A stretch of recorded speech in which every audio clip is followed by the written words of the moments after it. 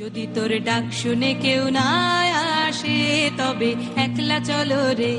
প্রধানমন্ত্রী শেখ হাসিনা সংসদ প্লাজায় এসে দুই পাশে দুই মেয়রকে নিয়ে হাত নেড়ে বিপুল সংখ্যক নাগরিককে শুভেচ্ছা জানানোর পর জাতীয় সঙ্গীতের মধ্য দিয়ে শুরু হয় সংবর্ধনা অনুষ্ঠান।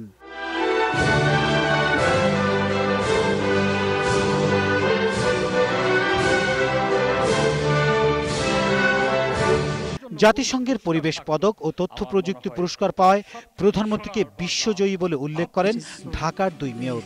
জলবায়ু পরিবর্তনে বাংলাদেশের ভয়াবহ পরিণতির কথাও বলেন বক্তারা।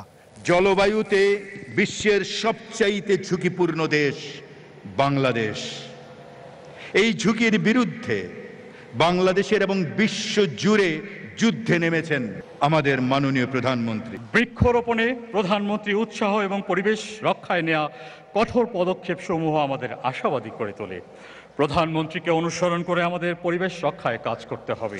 স্বাগত বক্তব্যের পর ব্যতিক্রমী সাংস্কৃতিক আয়োজন। সংসদ প্রাঙ্গণের ভেতরে আর ভবনের বাইরে বিশাল খোলা পথকে মঞ্চ বানিয়ে আনন্দ নৃত্য করেন শিল্পীরা। বাঙালির বৈচিত্র্যময় সাজের পাশে বিভিন্ন উপজাতির বিপুল সংখ্যক শিল্পীর বেশ কয়েকটি নাচ গান উপভোগ করেন প্রধানমন্ত্রী।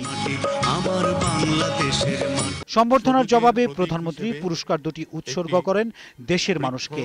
দেশের মানুষের উন্নয়নে আবেগ আপ্লুত দৃঢ় প্রতিজ্ঞাও আবার উঠে আসে শেখ হাসিনার মুখে। জীবনের সব কিছুর চাওয়া পাওয়ার ঊর্ধ্বে উঠে বাংলার মানুষকে আমার পিতা যেভাবে ভালোবেসেছিলেন সেইভাবে ভালোবাসা শিখেছিলাম তার কাছ থেকে, এবং সেই ভালোবাসা দিয়ে গড়তে চেয়েছি বাংলার মানুষের জন্য একটা উন্নত দেশ। আজকে যে অর্জন বা যে পুরস্কার যা কিছুই পাচ্ছি সবটুকুই আমি উৎসর্গ করে দিচ্ছি বাংলার জনগণের জন্য, কারণ বাংলার জনগণই এর একমাত্র দাবিদার। উন্নয়ন, নগরায়ন সবকিছুই পরিবেশ রক্ষা করেই করা হবে বলে শেখ হাসিনা দেশবাসী ও নাগরিক সমাজকে নিশ্চিত করেন। আমার দেশের পরিবেশ রক্ষা করতে হবে, জীব বৈচিত্র্য রক্ষা করতে হবে, আর পাশাপাশি মানুষের জীবনকে উন্নত করতে হবে। কিন্তু সেটা করা সম্ভব কারো প্রতি মুখাপেক্ষী হয়ে নয়, কারো কাছে ভিক্ষা চেয়ে নয়।